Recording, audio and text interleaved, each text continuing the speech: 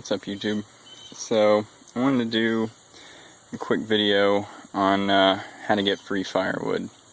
Also, I know it's been a while since I've posted much, and I've been posting less frequently, but school has started back and we're in our third year clinical rotations, so I'm basically going to work during the day and then I've got schoolwork to do at night. And since I'm back living at home with my wife and kids, rather than 2 hours away, on the weekends I've been doing my best to spend time with them. So I've got some videos shot that need edited, but for the most part the content is just going to be coming slower at this point. So back to the topic at hand. What you see in front of you is a little more than 3 cords of wood, and I've actually still got a couple cords down in Harrogate where I was living last year, and I've got to take some trips back to campus over the next couple years, so as I go down I'll just pick up a load whenever I come back.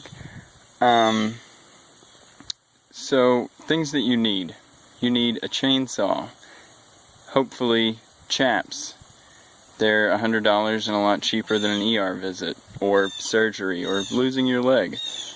You'll need an axe, felling wedges, a splitting maul, and a way to transport the firewood. Most of you probably already have a truck anyway. I'm actually a big fan of a trailer because it's easier to load and unload, and a 5x8 trailer actually holds considerably more wood than a standard 6.5 foot truck bed, and even slightly more wood than a long bed. So you have to be willing to ask for wood. And I don't mean that like ask in a charitable way, but just let people know that you burn firewood, and if they've got a tree that comes down, that you're willing to come out and clean it up for them. This stack right here in the front, most of that is from a locust and a maple that my neighbor across the street cut, and he knows that I burn wood, so he told me, you know, if you want the wood, just come over, cut it up, and you can have it. So you kind of, once people know that you burn wood and you're willing to come and pick it up, then they'll let you know, because they'd rather you come clean up a tree that falls down anyway. So, you know, I mean, also, especially like after storms, be willing to just pull in somewhere. There's a lot of old people that even if they do have a chainsaw, they just don't have the ability at this point in their life to get a tree cleaned up. So you can do a service for them. You can help yourself out by getting some free firewood, and just be willing to ask and say, hey, you've got a tree down. Do you care if I take the firewood from it? And you know, you don't have to haul off the brush. You're not a professional tree service, but you can pile the brush up, and if they don't want the brush piled up and they don't live somewhere where like the city will come pick it up, then they can pay somebody, you know, they can pay a tree service to come chip that, but that's still going to be way cheaper than paying a tree service to clean up the whole job. So a lot of it just boils down to being willing to kind of scavenge, and when you see a tree down, being willing to let somebody know that you're willing to put some work in and clean up the mess for them if you can have the wood. One thing I would not recommend is charging for it, because at that point it's not, hey, I'll do you a favor, this does me a favor, it works out well for everybody. At that point, they're a customer, you're providing a service, and that can get kind of hairy if they don't like how it goes, or you know, if everything isn't completely clear and they think you are taking the brush away, or you know, you forget to put your truck or your car, your Jeep, whatever you're hauling with, into 4-wheel drive, and you accidentally put some tire tracks in their yard.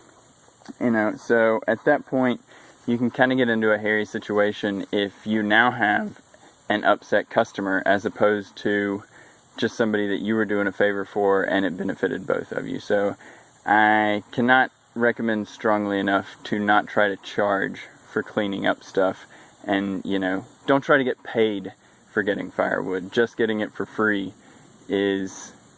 should be good enough. Don't get greedy. But I mean, as you can see, and the nice thing is you can be picky. If you don't want whatever crummy tree that is laying in somebody's yard, then don't stop and ask. But pretty much all of this is pretty good firewood. I've got ash, sycamore, walnut, dogwood, apple, maple, both silver and sugar. I think there's cherry. So I've got pretty good quality wood. At this point, I have actually, this stack right here is the last stack that I'm gonna take tops, because I've got more wood than I need right now, and I don't want to have just a massive pile in my backyard, or stack in my backyard. So I'm just gonna take the logs and just pile up the tops. This wood right here was honestly some of the easiest wood I've gotten, because the locust had already been completely dealt with. It was just a big log laying in his backyard, and the maple, all I had to do was take a couple trailer loads about 50 yards away and toss them on his brush pile, and then haul it across the street. So, you know, but once people know that you're interested in firewood, then when they know somebody who has a tree down, you know, they'll let you know. And if you're confident in your felling abilities, you know, you can take trees down for people as long as they're not in any kind of precarious situation where it might hit their house or something like that, because you don't, it kind of defeats the purpose if you have to get insurance and whatnot. And you don't want to put yourself in a position of damaging somebody's property. But you know, you can probably, for, depending on how nice you want your equipment to be, excluding a trailer, for $1,000 or less, easily get everything you need. And I mean, this is probably $1,000 worth of wood.